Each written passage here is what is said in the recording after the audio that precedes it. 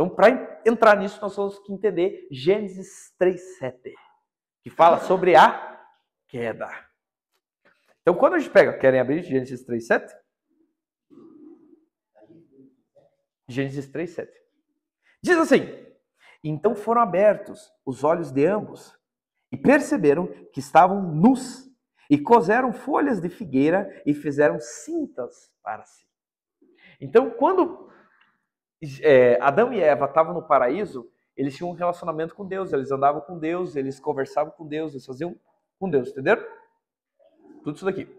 Só que a palavra diz que os olhos deles foram abertos. Então quer dizer que eles não tinham olhos? Os olhos, eles transitavam, eles viam pelos olhos espirituais. O que são os olhos espirituais? Os olhos da fé. Então, fé é você enxergar por onde? Pelos olhos carnais? Não. É você enxergar pelos olhos espirituais. Então, quando você ativa a tua fé, você treina a tua fé, você está treinando o quê? Os teus olhos espirituais. A visão espiritual das coisas. A dimensão espiritual das coisas. Então, quando Adão e Eva estavam lá no paraíso e pecaram, comeram do fruto, você já lembra do texto? Os olhos foram abertos, está dizendo que na Torá, a explicação da Torá, que é os 5 livros iniciais da Bíblia, fala sobre perder a inocência.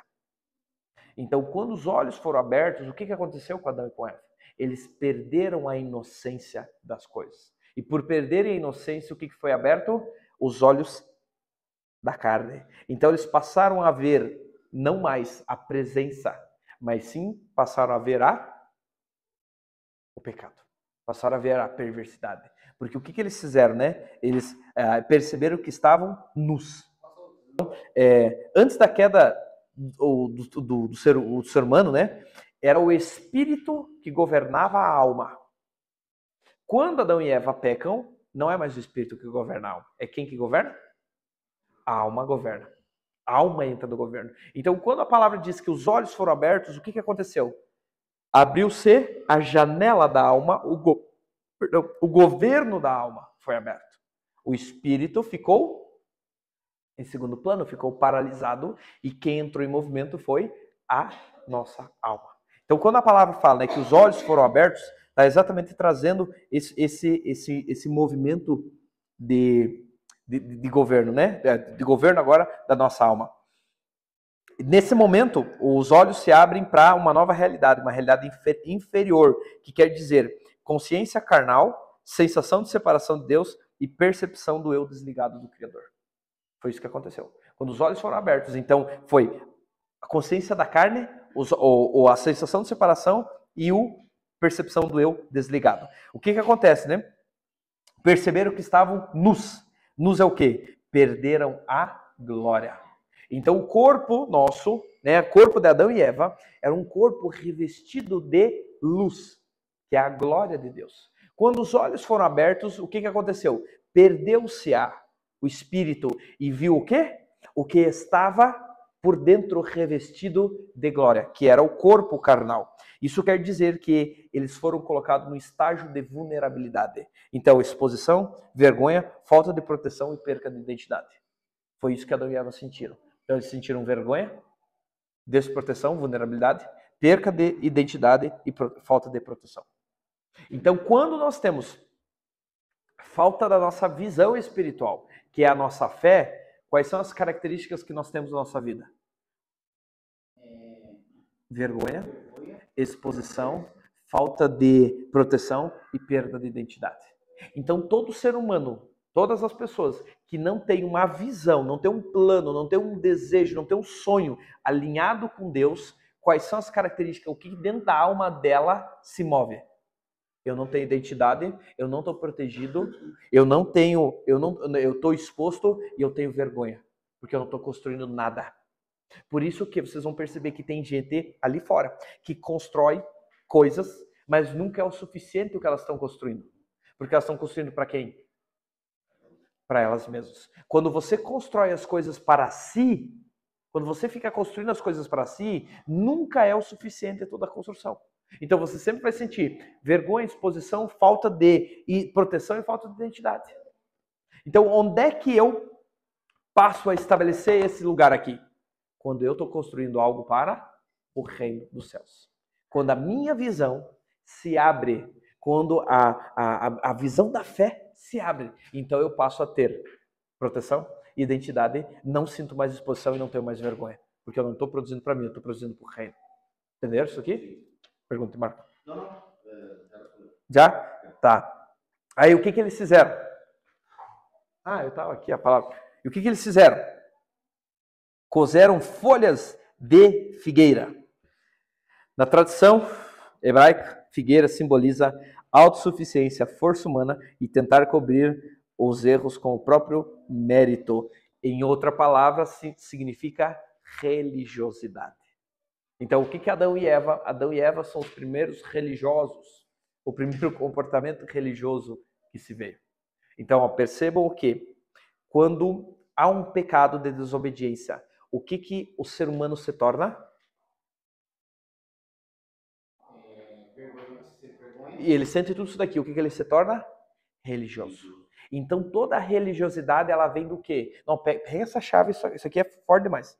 Toda a religiosidade, ela vem da onde? De uma vertente que é cobrir o pecado. Esconder o pecado. Não assumir o pecado.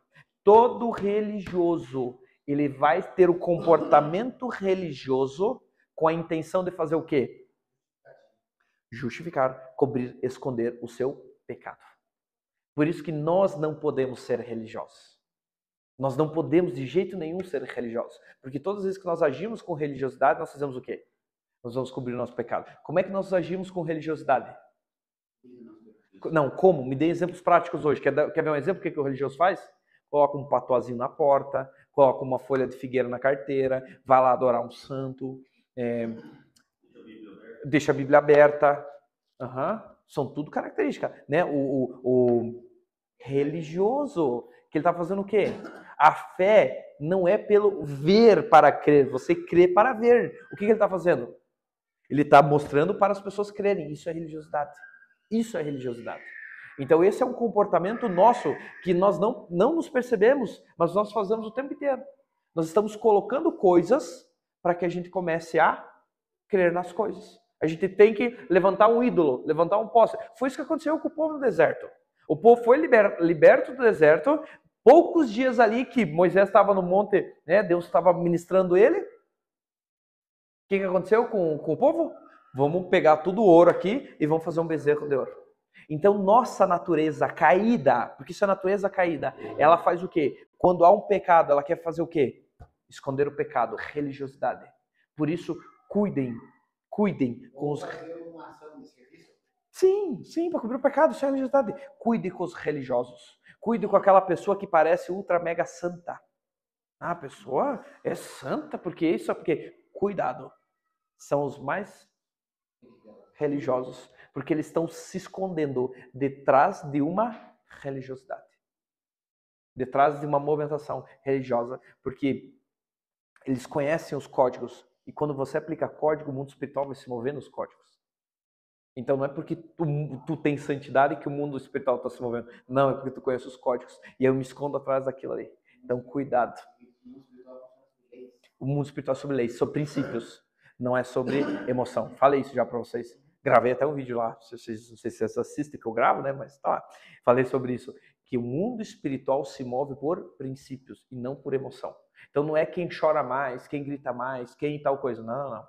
É quais são os princípios que você executa. Aí o mundo espiritual se move.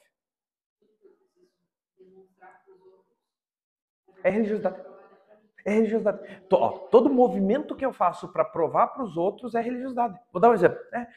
Em casa, eu oro assim, morrendo, né? Aí eu tô no meio de um grupo de pessoas. O que é isso aí? É palco, é religiosidade. É uma maneira de eu provar, mostrar para os outros que eu tenho uma sensibilidade a mais. Não, isso é religiosidade.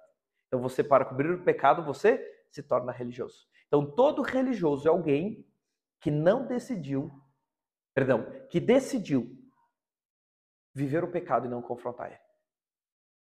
Entenderam isso daqui?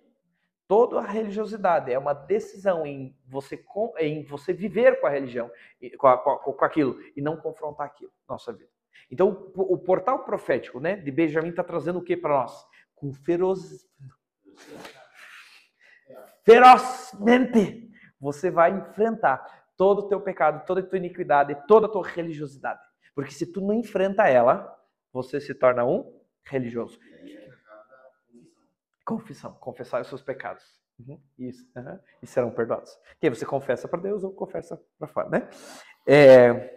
Então, aí, o primeiro reação do homem caído é a religiosidade, porque ele tenta resolver sozinho, criar uma cobertura própria, maquinar a sua própria condição. E aí ele faz o quê? Ele constrói aventais para si. Aventais do quê? De figueira, que representa para nós algo aqui, né? Ele tenta construir sem Deus, que é o quê? Justificativa, ritual, controle e imagem. Então, as maneiras que eu estava falando para você. E eles fizeram aventais, cintas para si, que quer dizer que o ser humano, quando ele tenta salvar a si mesmo, ele se lasca. Por quê? Ele estava mascarando, mas mascarando quanto tempo dura? Vamos pegar numa visão terrena. Quanto tempo dura uma figueira no nosso corpo? Não, um pedaço se fosse um pedaço de árvore enrolado em nós. Poucos dias já tinha apodrecido, né? Então, o que acontece aqui? Quando você é religioso, quando você não enfrenta o teu pecado, quando você mascara o pecado, você constrói folhas de figueira para si, né? Você quer sair daquela situação sozinho. E o que acontece? Apodrece, fica pior. Por isso que a palavra vem e fala em Provérbios, diz assim que abismo chama abismo. Eu tenho um pecado que eu não confronto, eu não trato esse pecado, eu tento mascarar, porque o que é o não tratar? É o mascarar ele. O que eu vou fazer? Eu vou pecar outro pecado. É mais assim, eu menti para algo. Aí para eu cobrir aquela mentira eu tenho que mentir de novo. Aí já não é mais uma, agora são duas. Aí para cobrir as duas, porque já começou a dar bagunça as duas aqui, ó, já tem que botar mais uma terceira. E quando vê, você está envolvido em um lamaçal de mentiras, que é o pecado. Que é fazer para si os seus aventais. Que é você querer sair da situação sozinho. Então não tem como você sair sozinho. Você só sai se você tiver a presença de Deus. Entenderam isso daqui?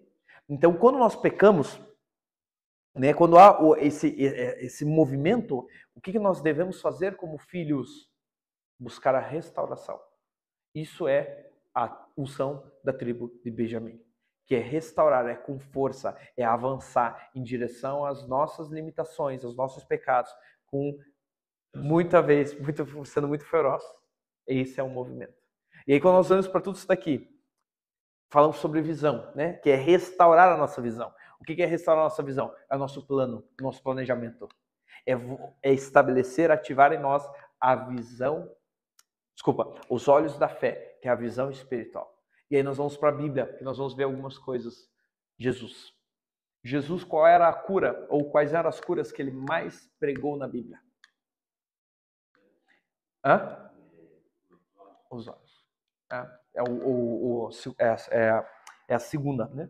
Eu até busquei aqui, ó, quantidade de episódios. Então, primeiro, expulsar os demônios, libertação. Segundo, cegos, paralíticos. 7 e 8. Isso que está na Bíblia, mas o texto fala que é incontáveis as curas que Jesus fez. Não caberia em nenhum livro tudo que Jesus fez na Terra. Mas que está catalogado tem mais outras ali, tá? Eu não abri todas, mas que está catalogado só para trazer essas duas aqui, ó. Primeiro, libertação 8 e cegos 7 na Bíblia. Então, se a Bíblia foi escolhido 7 entre as mais curas que foi feitas sobre cegos, o que ela tem para dizer para nós sobre isso daqui? Se ela traz o assunto curar cegueira, o que ela está falando para nós? É a falta da nossa fé. É o que aconteceu no Éden. Vamos voltar para cá. É o que aconteceu no Éden. Então Jesus não estava curando os olhos físicos das pessoas. Ele estava curando o quê? Os olhos da fé, os olhos espirituais das pessoas. E esse é o chamado para esse tempo. O que Deus quer curar em nós? O que Deus quer curar em nós? Os olhos da fé. Ou a nossa visão da fé. que é a nossa visão de futuro, que é os nossos projetos pessoais estar atrelados aos projetos de Deus. As nossas empresas, os nossos negócios atrelados ao propósito de Deus. Então, Marcos 8, 22, 25. Vou ler rapidão aqui, daí para a gente... E chegou a Betsaida e trouxeram-lhe um cego e rogaram-lhe que o tocasse. E tomando o cego pela mão, levou-o para fora da aldeia e cuspiu-lhe nos olhos. E impondo-lhe as mãos, perguntou-lhes se via alguma coisa. E levantando eles os olhos, disse, vejo os homens, pois os vejo como árvores que andam. Depois disso, tornou a pôr-lhes a mão sobre os olhos, e fez olhar para cima, e ele ficou restaurado e viu a todos claramente. Não vou abrir esse texto aqui para explicar todos os pontos proféticos aqui, mas vou fazer um resumo. Primeiro, chegou a Betsaida. Então, todo nome, já expliquei isso para vocês, mas vou reforçar. Todo nome na Bíblia carrega um propósito, uma identidade. Então, quando você lê um nome de uma pessoa, de um lugar, qualquer coisa, busque qual é o significado daquilo ali, porque está dizendo o propósito, como é que tu vai estudar a palavra depois, ser parte daquela revelação do nome, da identidade daquele lugar. E Betsaida significa casa de pesca, casa de provisão e lugar de sustento. Então vamos lá. Chegou Jesus aonde? Em Betsaida. Na casa de sustento, na casa de provisão, na casa de pesca. E trouxeram um cego e lhe rogaram que lhe tocasse. Então o que a palavra está dizendo para nós aqui? Este cego, ele tinha uma cegueira de quê? Na visão profética. Sustento. Era uma pessoa que não tinha poder criativo dentro dela. Porque os olhos da fé, os olhos da fé trazem o que para nós? Poder criativo. Para você criar, manifestar e mover as coisas. Você planejar. A tua empresa, o teu futuro, o teu destino. Você precisa poder criativo. Não faltam oportunidades na nossa vida. O que nos falta é poder criativo. Por isso que nós temos que trazer a essência de Deus em nós é o quê? O poder criativo de Deus em nós, que é a restauração da nossa visão. Quando a nossa visão espiritual é restaurada, a visão da fé, o poder criativo de Deus começa a habitar em nós. Então esse cego vem para Betsaida, né? Na região, no lugar de sustento, ele é trazido aonde? A presença de Jesus. Quando ele é trazido à presença de Jesus, ele é trazido para quem? Ele é trazido para o reino dos céus. Então, quando você acessa a dimensão da presença do Senhor, este lugar de provisão, esse lugar de descanso, Deus toca sobre os teus olhos e libera sobre ti algo chamado poder criativo. O poder de criar todas as coisas. Então, agora eu vou amarrar tudo isso aqui. Vamos lá. Qual é a unção? Que tribo, esse mês profético, a tribo de Benjamim está trazendo para nós? Para fazer o quê? Para gerar o quê? Entenderam isso aqui? Entenderam que Deus está nos colocando nesses 30 próximos dias agora? Arrependimento para gerar limpeza, purificação, para você acessar o Santo dos Santos. Para quando acessar o Santo dos Santos, Ele coloque sobre nós o poder criativo. Para nós criarmos todas as coisas, para nós avançar em direção aos nossos objetivos, o nosso futuro. Então esse mês é um mês do quê? Um mês de alinhamento. Um mês de eu me colocar diante do Senhor e Senhor, qual é a tua visão para mim para os próximos tempos? E aí como é que eu faço esse movimento? Eu posso começar, isso eu vou falar no próximo encontro agora, mas eu vou começar a escrever, começar a desenhar. Para materializar, para trazer ao físico o poder criativo que Deus está liberando sobre o nosso espírito. Mas hoje, o nosso encontro aqui foi somente para fazer essa abertura. Porque agora vocês, cada um de nós aqui foi colocado dentro de uma dimensão onde Deus vai começar a liberar sobre vocês o poder criativo, sonhos e visões criativas.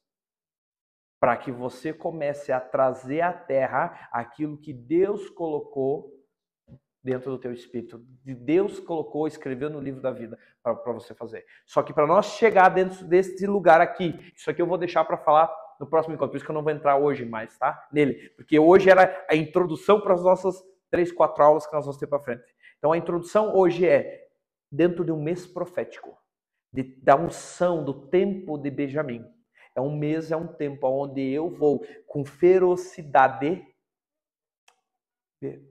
Eu falei certo? Eu vou confrontar o meu pecado, as áreas de iniquidade que eu tenho, as áreas que preciso de alinhamento, para que eu receba a santidade do Senhor, né, a presença do Senhor, e eu entre neste lugar que é o despertar do poder criativo sobre as nossas vidas. Então, a unção, esse tempo, é um tempo de alinhamento. É um tempo de alinhamento, é um tempo de ajustar, de corrigir a rota, de confrontar, de entregar, de resistir, de quebrar, de destruir todo o pecado, todo aquele ciclo de pecado que estava até então na sua vida. Isso é o mês Kislev, bênção e unção de Benjamim, para acessar esse lugar aqui, que é Bethsaida. Bethsaida não é um lugar físico, é uma dimensão espiritual, chamado lugar de provisão ou de sustento. Então, quando você acessa esse lugar de provisão e de sustento, Deus manifesta o poder criativo para quê? Ele vai trazer dinheiro para tua conta? Ele vai trazer a provisão para você? Ele vai te dar? Vai ter que colocar em movimento? Ele vai te dar poder criativo para você criar as provisões para chegar até a tua vida. É isso que Deus está falando para nós aqui. Forte isso, né, gente?